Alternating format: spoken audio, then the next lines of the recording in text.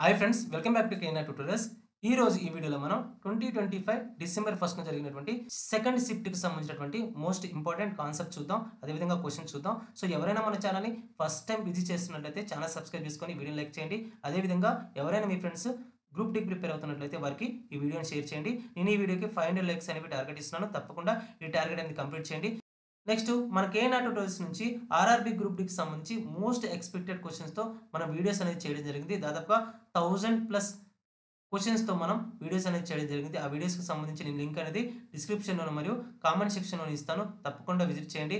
అదేవిధంగా 100 most expected current అఫైర్స్‌తో మనం video చేసాం. సో ఈరోజు షిఫ్ట్ 2లో మనకి దాదాపుగా 4 క్వశ్చన్స్ అనేవి ఈ 100 మోస్ట్ ఇంపార్టెంట్ క్వశ్చన్స్ నుంచి ఇవ్వడం జరిగింది. అదేవిధంగా మనకి కెమిస్ట్రీలో కూడా 4 క్వశ్చన్స్ అనేవి మన 100 మోస్ట్ ఇంపార్టెంట్ క్వశ్చన్స్ నుంచి రావడం జరిగింది. నెక్స్ట్ జీకేకి సంబంధించి మనం 100 మోస్ట్ ఇంపార్టెంట్ క్వశ్చన్స్ వీడియో కూడా చేయడం జరిగింది. తప్పకుండా దానికి సంబంధించి ప్లేలిస్ట్ అనేది నేను కామెంట్ సెక్షన్‌లో మరియు డిస్క్రిప్షన్‌లో ఇస్తాను. మోస్ట్ వాల్యుబుల్ వీడియోస్ తప్పకుండా చూడండి. సో ఫస్ట్ క్వశ్చన్ చూడండి. షిఫ్ట్ 2కి సంబంధించి ఫస్ట్ కాన్సెప్ట్ చూడండి. ఎండోప్లాస్మిక్ రెటిక్యులేటం యొక్క ఉపరితలం గరుకుగా ఉండడానికి కారణం ఏమిటి అంటున్నాడు. ఎండోప్లాస్మిక్ రెటిక్యులేటం యొక్క ఉపరితలం గరుకుగా ఉండడానికి కారణం అంటే మనకి రైబోజోమ్లు. ఓకేనా. ఇక్కడ ఎండోప్లాస్మిక్ రెటిక్యులేటం అనేది ఎండోప్లాస్మిక్ రెటిక్యులేటం ఈడీ అంటాం. సో ఈడీ అనేది 2 టైప్స్ ఉంటుంది. ఒకటేమో రఫ్, ఓకేనా, గరుకు ఎండోప్లాస్మిక్ రెటిక్యులేటం. ఇంకొకటేమో స్మూత్ ఎండోప్లాస్మిక్ రెటిక్యులేటం. ఒకటేమో రఫ్, ఇంకొకటేమో స్మూత్ ఉంటుంది. సో రఫ్‌గా ఉన్నది ఎందుకు రఫ్‌గా ఉంటుంది అంటే దీనిపైన రైబోజోమ్లు ఉంటాయి. ఓకేనా. రఫ్ ఎండోప్లాస్మిక్ రెటిక్యులేటం పైన మనకి రైబోజోమ్లు అనేవి ఉంటాయి. ఈ రైబోజోమ్లు ఉండడం వల్ల ఈ ఎండోప్లాస్మిక్ రెటిక్యులేటం అనేది రఫ్‌గా ఉంటుంది. సో ఈ రైబోజోమ్లు దేనికోసం ఉపయోగపడతాయంటే ప్రోటీన్ల సంశ్లేషణ, సింథసిస్ ఆఫ్ ప్రోటీన్స్ అంటాం. ప్రోటీన్ల సంశ్లేషణలో ఉపయోగపడతాయి. ప్రోటీన్ల సంశ్లేషణలో ఈ రైబోజోమ్లు ఉపయోగపడతాయి. ఎక్కడ ఉంటాయి?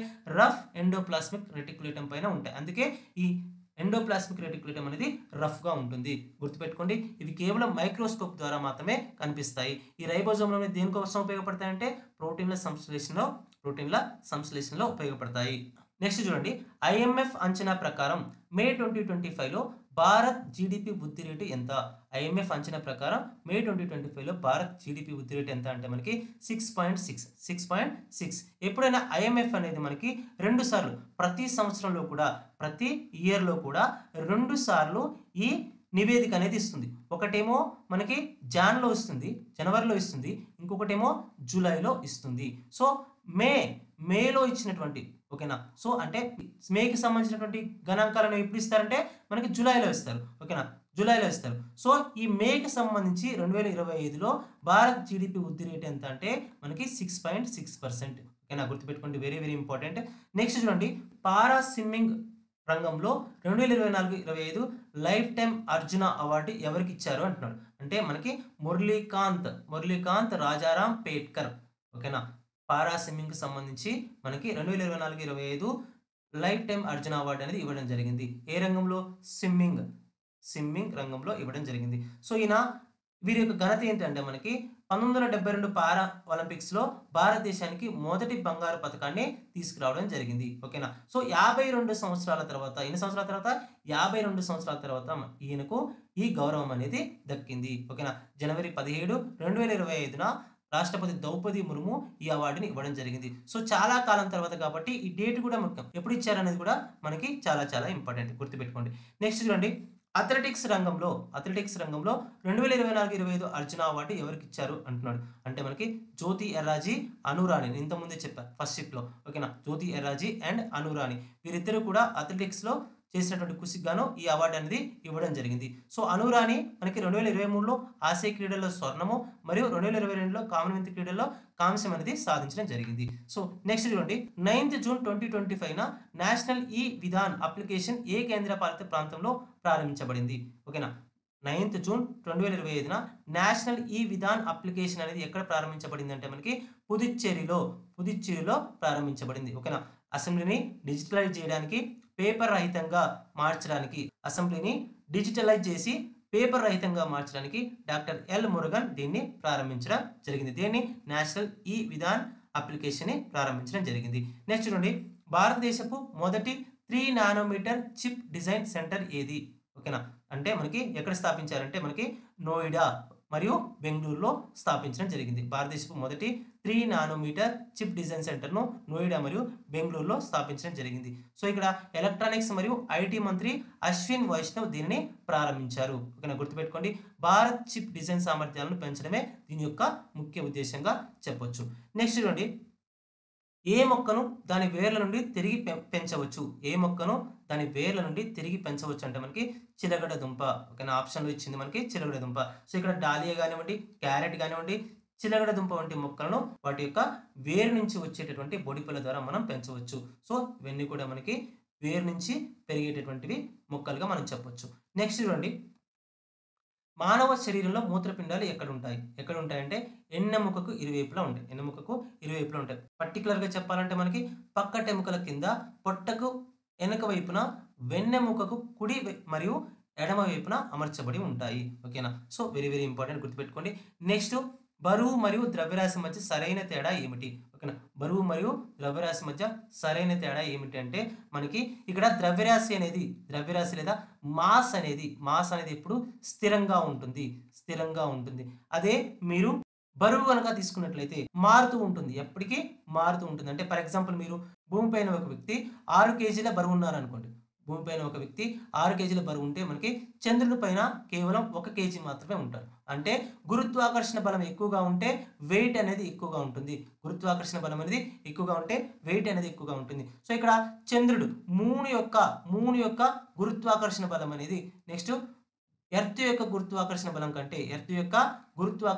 కంటే కూడా 6 రెట్లు తక్కువగా ఉంటుంది. ఓకేనా. సో, ఎర్త్ యొక్క గురుత్వాకర్షణ బలం మనకి 6 రెట్లు దేనికంటే ఎక్కువగా ఉంటుందంటే మూన్ యొక్క గురుత్వాకర్షణ బలం కంటే ఎక్కువగా ఉంటుంది. అంటే మూన్ పైన 1 కేజీ ఉన్నటువంటి వ్యక్తి మనకి భూమి పైన 6 కేజీలు ఉంటాడు. ఓకే, అంటే మనకి ఇక్కడ వెయిట్ అనేది మనకి ప్లేస్‌ని బట్టి మారుతూ ఉంటుంది. కానీ ద్రవ్యరాశి మాస్ అనేది ఎప్పటికీ ప్లేస్‌ని బట్టి మారదు. గుర్తుపెట్టుకోండి, very very important.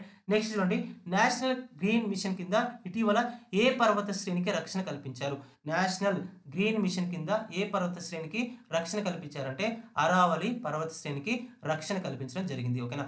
Aravalli green wall project ద్వారా క్షీణించినటువంటి అటవీ ప్రాంతాలను పునరుద్ధరించడం దీని యొక్క ముఖ్య లక్ష్యంగా పెట్టుకున్నారు. ఓకేనా. ఢిల్లీ, హర్యానా, రాజస్థాన్, గుజరాత్ రాష్ట్రాల్లో దీన్ని విస్తరించడం జరిగింది. ఓకేనా, వెరీ వెరీ ఇంపార్టెంట్, గుర్తుపెట్టుకోండి. నెక్స్ట్, 22 మే 2025న చాగోస్ దీవుల భవిష్యత్తు గురించి ఏ 2 దేశాలు ఒప్పందం చేసుకున్నాయి? Very very very important.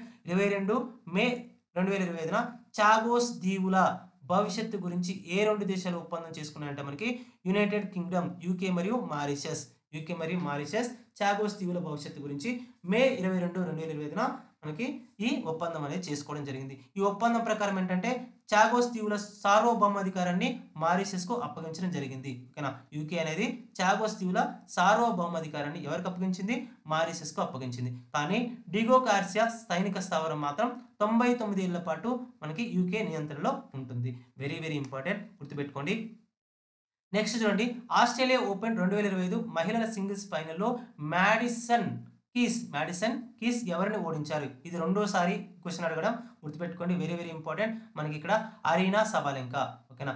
Madison keys ఎవరిని ఓడించారంటే అరీనా సబాలెంకను ఓడించడం జరిగింది. సో, ఇక్కడ మనకి మ్యాడిసన్ కీస్ 2 సార్లు డిపెండింగ్ ఛాంపియన్ అయినటువంటి సబాలెంకను ఓడించడం జరిగింది. సో, నెక్స్ట్ క్వశ్చన్ అండి, పురుష పునరుత్పత్తి వ్యవస్థలో భాగం ఏది అంటే ఉషనాలు. ఆప్షన్లో మనకి ఇచ్చింది ఉషనాలు అనేవి స్పెర్మ్స్ కానివ్వండి, టెస్టోస్టిరాన్ అనేటటువంటి హార్మోన్ని ఉత్పత్తి చేస్తాయి. నెక్స్ట్ చూడండి, ఆమ్లం మరియు క్షారం చర్య జరిపినప్పుడు ఏం ఏర్పడుతుంది?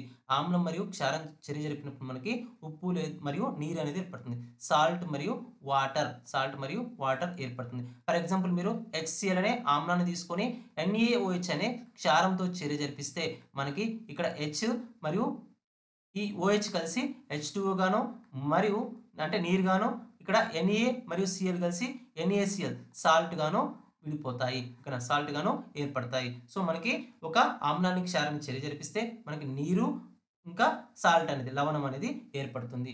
అంటే తటస్థీకరణ చర్య అనేది జరుగుతుంది. దీన్ని ఏమంటామంటే తటస్థీకరణ చర్య అంటాం. ఓకేనా. నెక్స్ట్ చూడండి, నీటిలో హైడ్రోజన్ మరియు ఆక్సిజన్ యొక్క ద్రవ్యరాశి నిష్పత్తి ఎంత? ఇక్కడ ద్రవ్యరాశి అడగట్లేదు, ద్రవ్యరాశి నిష్పత్తి అడుగుతున్నారు. ఇక్కడ నీటి అణువు యొక్క ఫార్ములా ఏంటి?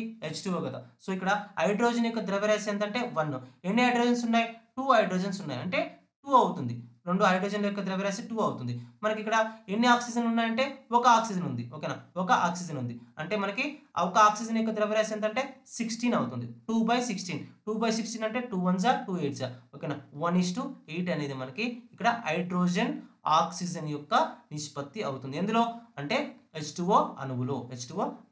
ఓకేనా, గుర్తుపెట్టుకోండి, very very important. Next question చూడండి. ఏ పథకం కింద నగరాల్లో 89 లక్షల ఇల్లు నిర్మించారు? ఇక్కడ కన్ఫ్యూజ్ అవ్వద్దు. నగరాలు అనగానే మీకు ప్రధానమంత్రి ఆవాస్ యోజన అర్బన్ గుర్తు రావాలి. ఓకేనా, ప్రధానమంత్రి ఇక్కడ ఇళ్ల నిర్మాణం అనగానే ప్రధానమంత్రి ఆవాస్ యోజన. నెక్స్ట్ అర్బన్ అనగానే నగరాలు. ఓకేనా, నగరాల్లో ప్రధానమంత్రి ఆవాస్ యోజన ద్వారా 89 లక్షల ఇళ్లను నిర్మించడం జరిగింది. నెక్స్ట్ చూడండి.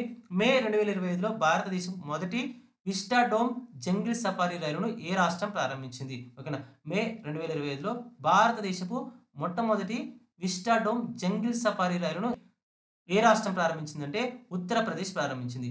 ఏ రాష్ట్రం? ఉత్తరప్రదేశ్ రాష్ట్రం ప్రారంభించింది. ఇది కతర్నీ యాగాట్ వన్యప్రాణి అభయారణ్యం మరియు దుధ్వా టైగర్ రిజర్వ్ మధ్య నడుస్తుంది. సో ఏ రెండింటి మధ్య నడుస్తుందంటే కతర్నీ యాగాట్ వన్యప్రాణి అభయారణ్యం మరియు దుధ్వా టైగర్ రిజర్వ్ మధ్య ఈ విస్టాడోమ్ జంగిల్ సఫారీ రైలు అనేది నడుస్తుంది. సో ఉత్తరప్రదేశ్ అనేది మనకి ఆన్సర్ అవుతుంది.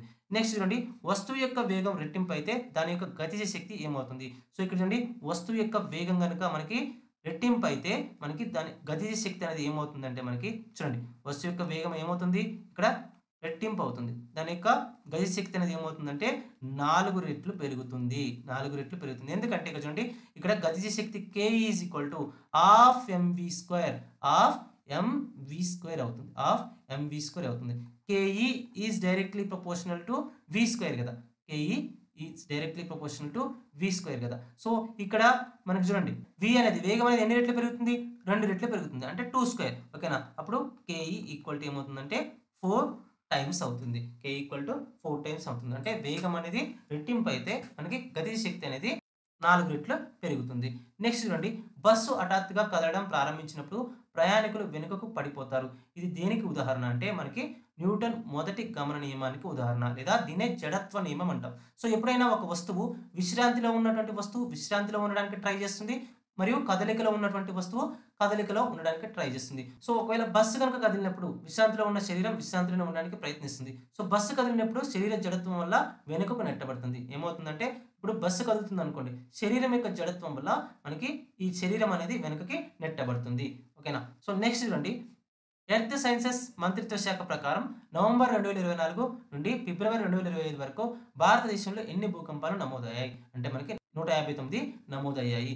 ఎర్త్ సైన్సెస్ మంత్రిత్వ శాఖ ప్రకారం నవంబర్ 2024 నుండి ఫిబ్రవరి 2025 వరకు భారతదేశంలో ఎన్ని భూకంపాలు నమోదయ్యాయి అంటే 159 నమోదయ్యాయి. సో ఇందులో ఫిబ్రవరి 17, 2025న ఢిల్లీలో వచ్చినటువంటి 4.0 తీవ్రత కలిగినటువంటి భూకంపం కూడా ఉందని చెప్పొచ్చు. నెక్స్ట్ SBI నివేదిక ప్రకారం ఫైనాన్షియల్ ఇయర్ 24లో భారతదేశంలో పట్టణ పేదరిక రేటు ఎంత?